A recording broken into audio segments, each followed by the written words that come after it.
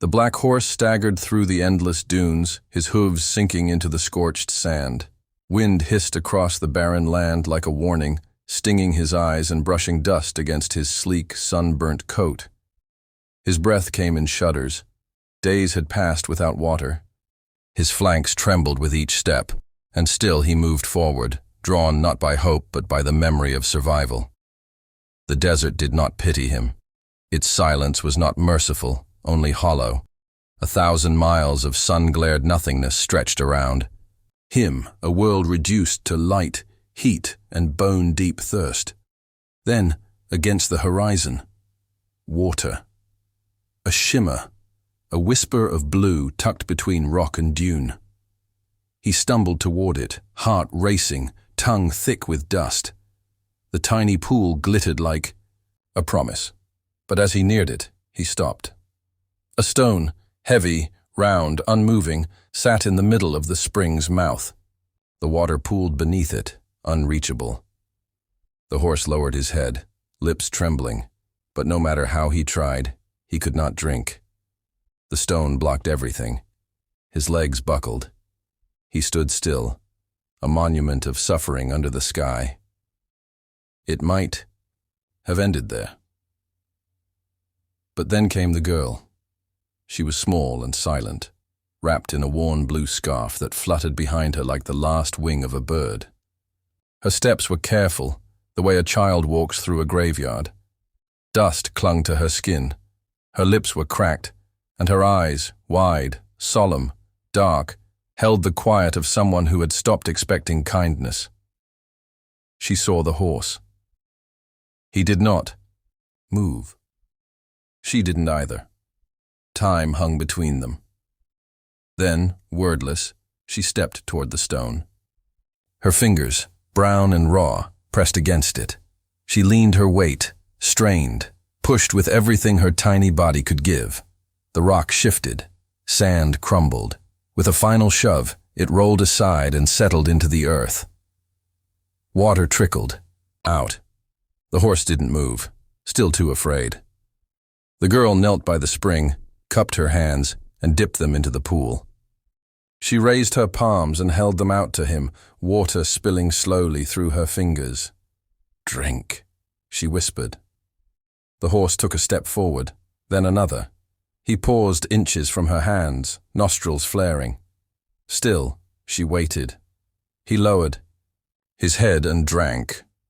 That was how it began, not with a saddle, nor with a name. Just two lost souls in a world that had taken too much from both of them. Once he had run wild.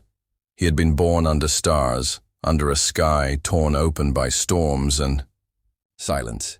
His mother, a white mare known as White Dragon, had led their herd across the desert's heart. She taught him to run faster than wind, to sleep beneath cliffs that guarded them from predators. She kept him close. Until the hunter came. He arrived. With dogs and fire, kicked up sand with every strike of his boots. The desert, vast and free, narrowed around them. The herd scattered. White Dragon ran with her foal at her side. But she was old. Her strength, legendary as it was, had limits. The hunter closed in. She turned, reared, bought her child one more breath of freedom. She drove the man's dogs away. But she could not run fast enough. The last the red foal saw of her was her white tail disappearing into the blur of rising dust, the sound of a spear splitting the air. He hid among rocks, stayed silent as the sun set and rose again. He never saw her return. Since then, he had trusted nothing, not man, not mercy, until today. Neela had once been safe too. She remembered music, bright fabrics hung on tents, laughter, her father's deep voice humming songs to the stars while their caravan made camp by the fire. She rode on the back of his camel, gripping his belt as he pointed to shapes in the sky and told her which ones would guide them home. That world shattered under the hooves of bandits. They came one night like shadows with knives. Her father pulled her behind him and drew his blade. She heard the clash of metal, the screaming of men and camels, the cries of those being taken. And then he fell. She ran, climbed onto a loose camel and vanished into the dunes, heart thudding, so hard it nearly cracked her ribs. But the desert is no refuge. It is an endless punishment. Neela fell from the camel at dawn. The animal fled. She lay unconscious, buried halfway in sand, the wind singing lullabies of death. When she awoke, there was only silence. No camp, no father, no path, just sand, sun, and nothing. She walked. She didn't know where. And then, like a breath caught in the wind, she heard it, the sound of water. She ran toward the hill, stumbled, fell, rose again. Her throat screamed for relief, and that was when she saw him. The horse, black as shadow, standing over the spring, his eyes wild and rimmed with red, his ribs sharp beneath his skin, a monument of strength twisted by suffering. He saw her, and didn't run. Not yet. They watched each other, two ghosts in the sand. Then she saw the stone. And everything inside her said, "Help him." That night, the girl slept beside the spring, her scarf wrapped around her shoulders.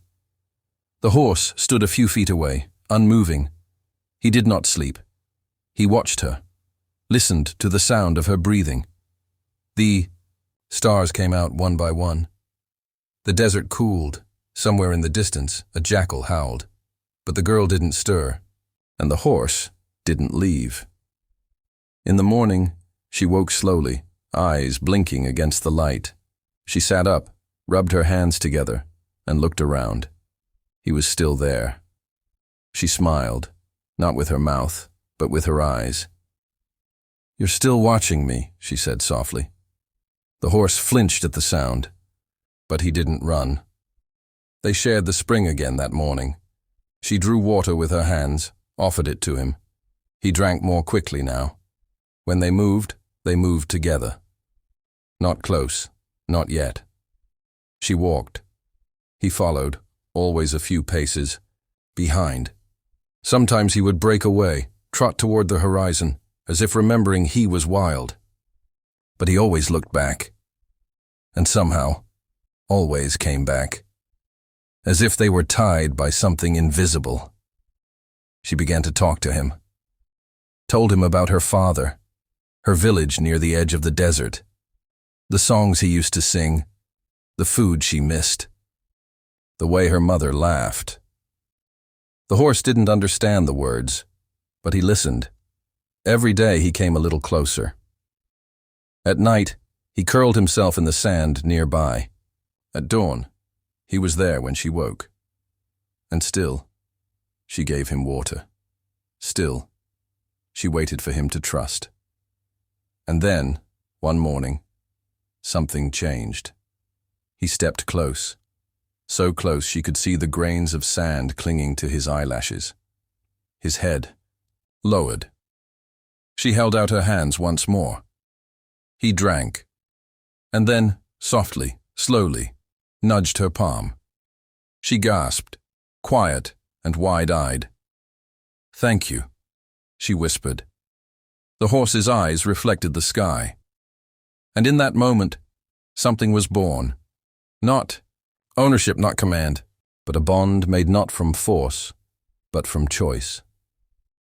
He had given in. She had earned his trust. Together they turned toward the unknown, the girl and the horse side by side. And though the desert stretched endlessly before them, they no longer walked it alone. The sun scorched the dunes with relentless fire, but Neela and the black horse moved forward. Step by step, mile by mile, they carved a path across the hostile wilderness. The horse, still untamed in body, yet tethered by trust, walked beside. Her now, no longer trailing behind or fleeing at sudden sounds. Something invisible yet powerful had grown between them, a bond forged in thirst, silence, and patience. Neela's feet bled. The soles of her shoes had worn thin. Her lips cracked. Each time she whispered to him, but she kept speaking. She told stories, not for his understanding, but for her own, like talismans to ward off the creeping dread of loneliness. Sometimes she would sing, her voice raspy but steady. The horse would flick his ears at the sound, the only sign that he heard her. They found shelter beneath a jagged outcrop one afternoon when the sky turned copper and the wind howled with the threat of a coming storm. Sand whipped around them like knives. Neela crouched low and buried her face in the crook of her arms. The horse stood between her and the wind, a wall of muscle and instinct, shielding her from the worst of it. When the storm passed, it left, behind a strange silence. Neela emerged from their hiding place with sand in her hair and a new weariness in her bones. The black horse snorted once, then pressed his nose gently to her shoulder. A quiet greeting, a promise. But with each day, their rations dwindled. The spring was far behind them, and ahead, only uncertainty. Neela's hunger grew sharp, a claw inside her stomach. Her head grew light, and shadows moved at the edges of her vision. Still, she walked. The horse, too, had grown thinner. His strength hadn't failed yet, but Neela could see the fatigue in the way he carried himself, head low, legs stiff, breath heavier with every mile. But he never stopped. On the third night after the storm, Neela collapsed. It was not dramatic, just a quiet crumpling of limbs. One moment she was walking, the next she was on her knees, and then on her side. The horse trotted back, circling her once, then lowering his head to nudge her. She didn't move. He circled again, restless, then stopped beside her and stood guard. The desert night wrapped them in its eerie stillness. Stars blinked coldly above. She stirred before dawn. Her eyes opened slowly, unfocused. The horse was still there. Still watching, she whispered. She sat up with effort and reached into the small pouch at her side. There was one last date. She split it in half, placed one piece on her tongue, and offered the other to him. The horse stared. "Come on," she said gently. "I'm sharing." He stepped forward and took it from her palm. His lips were soft, careful. Then he leaned his head against hers, just for a moment. It was enough. Later that morning, they reached the edge of a dry riverbed. The land beyond was flatter, more open. The dunes gave way to gravel plains and scattered acacia trees. Hope whispered along the horizon. Neela shaded her eyes and scanned the distance. A faint trail, barely visible, cut through the gravel. A caravan path. She turned to the horse. "This way." They followed it. Not long after, vultures appeared overhead. They flew in slow circles, their wings casting long shadows. Neela's heart dropped. She knew what that meant. Up ahead, a twisted wreck of wood and cloth came into view. Shattered wheels, a broken wagon. Something dark stained the sand. Neela hesitated. The horse didn't. He walked ahead, nose to the ground. She followed with careful steps, dreading what they'd find. Bodies, 2 camels, a man, a woman. What was left of them? The vultures, scattered at her approach, flapping indignantly. Neela swallowed her nausea. She forced herself to look, to understand. This had been another caravan, another family trying to cross the sands. She kneeled beside the woman, whispered a prayer her father once taught her, then searched the wreck. There wasn't much. Most of the food had been stolen or spoiled. But inside a half-buried satchel she found a canteen. Still half full. She held it up to the horse first. He drank. Then she drank, and wept. That night, they camped near a dead tree that had split into 1,000 splinters under the sun. Neela made a small fire from dry brush and broken twigs. The flames sputtered, but the warmth comforted her. The horse lay nearby, his breathing slow and steady. She looked up at the stars. "Are you wondering where we're going?" she asked him. He raised his head, ears twitching. "I don't know either," she admitted. "But I think I remember the direction. If we follow this trail long enough, we might find it." He exhaled softly, like a sigh. She lay back, arms folded under her head.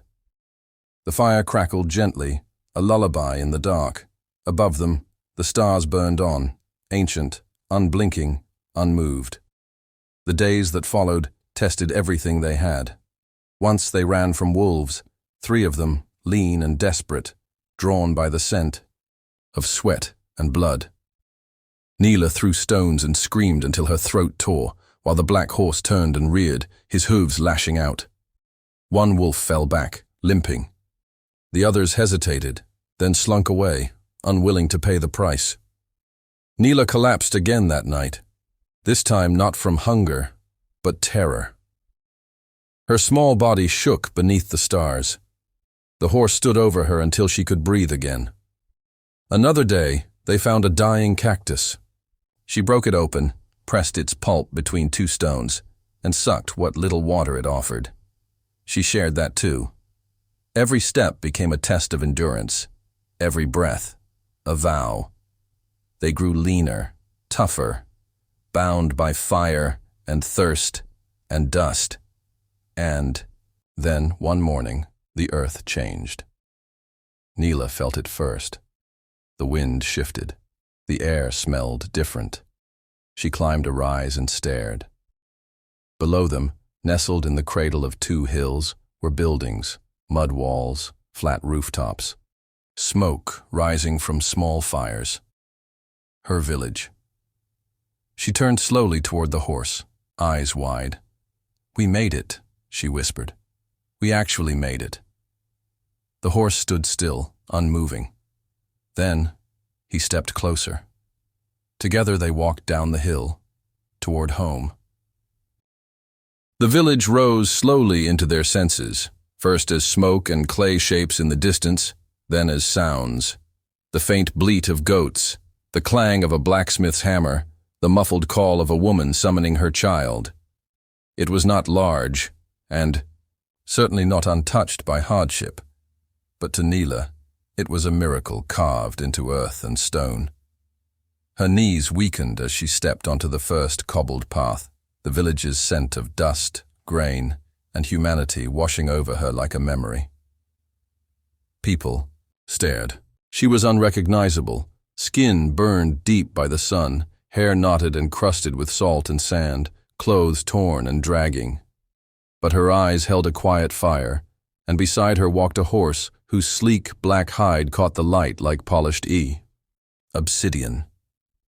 He moved with a silent grace, alert yet at ease, never straying far from her side. An old woman dropped a bundle of sticks upon seeing her. "By the skies," she whispered, drawing nearer. "Is it Neela?" Neela turned toward her, soft recognition breaking across her face. "Auntie." The woman rushed to her and folded her into trembling arms. "We thought you were gone. Your father, when the caravan—" "Oh, child." "I know," Neela said, the words sharp in her throat. He died protecting me." The woman nodded, tears streaking her dust-worn cheeks. Her gaze flicked to the horse, who watched warily, hooves rooted. "And him?" Neela looked back. "He saved me too. Or maybe we saved each other." She was taken in, housed in a small corner room with a cracked window and a woven mat. Her hands were washed in warm water. Oil was rubbed gently into her feet. A bowl of lentils and bread was placed before her, and when she took the first bite, she wept. Not from grief, not yet, but from the strange ache of relief. She'd survived. Somehow she was here. But the horse, he refused to cross the village's edge. He stood beneath an acacia tree on the outskirts, away from the noise and smells, away from the hands that reached with too much curiosity. Only Neela could approach him. Only she could touch his face and speak to him without stirring fear in his eyes. "Are you waiting for something?" she asked him one night, seated by his hooves, her fingers tracing circles in the dust. "Or are you afraid this isn't freedom after all?" He didn't answer, of course, but his ears twitched at her voice, and that was enough. Days passed. News of the girl and the black horse spread, carried by children and whispered by elders. Some came with questions, others with superstitions. "It's the spirit of the desert," one man said. "That horse carries the ghosts of the fallen, you watch." But Neela ignored them. She brought him water each day with her own hands, just as she had in the desert. She combed the knots from his mane with fingers instead of a brush, and sometimes at twilight she would sit beside him and sing the same songs she once sang to herself under the stars. But something had shifted. Peace, it seemed, was not without its burdens. One evening, as Neela returned from the well, she found a stranger in the village square. He was tall and dressed in hardened leathers, with a scar curling from his temple to his jaw. A rifle slung across his back, and his boots were stained with the red earth of long travel. A hunter. He asked for water. He asked for rest. And then he asked if anyone had seen a black stallion roaming the desert. Neela froze. The villagers pointed toward the edge of the village, toward the acacia tree. The man's eyes narrowed, and something cold flickered behind them. She stepped forward. "He's mine." The hunter looked her over, slow and measuring. "That horse belongs to no one. He was born wild. And I've been tracking him for weeks. There's a price on his head, little girl." Neela's voice came quietly. "He saved my life." "That may be," the man said, "but saving you doesn't make him less valuable." She clenched her fists. "I won't let you take him." The hunter smirked. "And what will you do? Stand between me and him? You're a girl with calloused hands and haunted eyes, not a warrior." Neela didn't answer. She turned and ran. She found the black horse at his usual spot, nibbling at dry grass, ears perked. When he saw her, he stepped forward, but she pressed her palms against his chest. "Listen to me," she whispered. "There's danger here. Someone's come. He wants to put you in chains." The horse stilled, reading her. "You have to leave, tonight, before the hunter does something we can't undo." But he didn't move. "You don't owe me anything," she said, her voice cracking. "Please, run. Be free." He neighed softly, almost sadly, and lowered his head to hers. For a breath, they remained that way. Girl and beast, two souls, stitched together by survival. Then he turned and vanished into the night. Neela stayed beneath the tree long after he'd gone. Her heart thundered, not with fear, but with something deeper. Grief, perhaps, or the ache of letting go. She had saved him again, and this time it felt like saying goodbye. The hunter, finding nothing in the morning, swore and threatened, and eventually left, his pride dented and his saddle light. The village returned to its quiet rhythm. Neela remained. But now, when she walked past the acacia tree, she looked to the horizon, wondering if she might one day see that black shape against the dawn again, running, not away, but toward something. She never said it aloud, but deep inside, she hoped he knew. Wherever he roamed, he was never truly alone. The desert bloomed in silence that year. Not with flowers, those were too rare, but with echoes.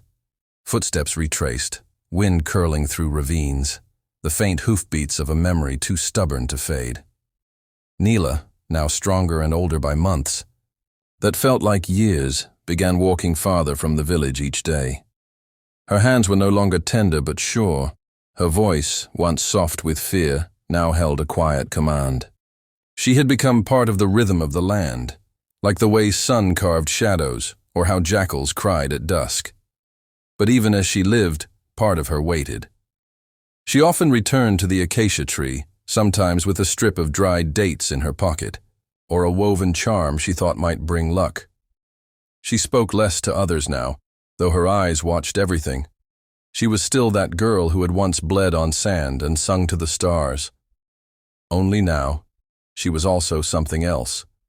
Someone who had lost, given, and endured. And then, one evening, he came back. It was near dusk, when the wind shifted, and a cloud of birds lifted from the rocks. Neela turned, and there, on the edge of the ridgeline, stood the black horse. His body was streaked with dust, his mane tangled by the wind, but his eyes, they were exactly the same. Bright, guarded, and deep as the earth's oldest stories. Neela didn't move. She was afraid the moment would vanish if she breathed too hard. But he came forward, unhurried. He stopped within a few steps of her, snorted, and shook the sand from his mane. She stepped closer, hand outstretched. You came back. He nudged her fingers gently, as if in answer. She smiled, tears suddenly filling her throat. He stayed. Not always close, not always still, but nearby. He would disappear for days, return without warning, stand silently as she worked or walked or simply sat. No rope tied him, no gate held him, and yet he remained hers. Then one morning, Neela woke to smoke. Black coils rose above the hills. Shouts rang through the village. Men ran, carrying buckets and blades. A second caravan had arrived, strangers seeking passage or trade. But not all were kind. Among them, hidden in dust and grit, was the hunter. He had returned, not alone, but with others. Mercenaries, raiders. They moved quickly, turning the village's calm into chaos. They demanded food, water, shelter, and tribute. They wanted horses. Neela's blood chilled.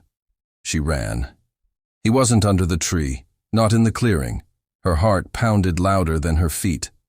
And then she saw him, at the edge of the valley, standing on a rock like a sentinel. His ears twitched, his body alert. She raced to him. You have to go, she begged. Now, it's not safe. But he didn't move. Behind her, voices grew louder. Then, a crack, a gunshot. She turned. Dust kicked up. Men were spreading through the fields. She grabbed the horse's mane and pulled. Please. And he ran, but not away. Toward them. He charged with the fury of the desert behind him, a blur of blackened rage and memory. He knocked two men from their feet before they could fire again. Neela watched, frozen, as he circled them like a storm, wild and unyielding. Then the hunter stepped forward. He raised his rifle. Neela screamed.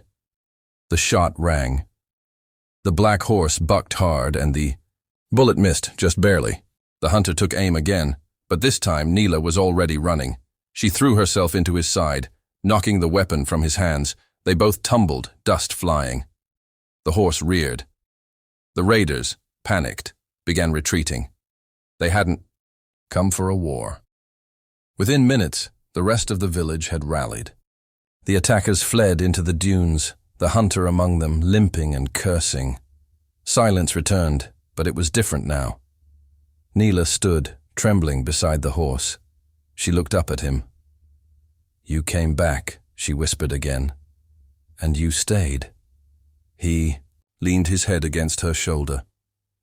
Days later, the village honored them both, not with parades or banners, but with quiet nods, shared bread and space.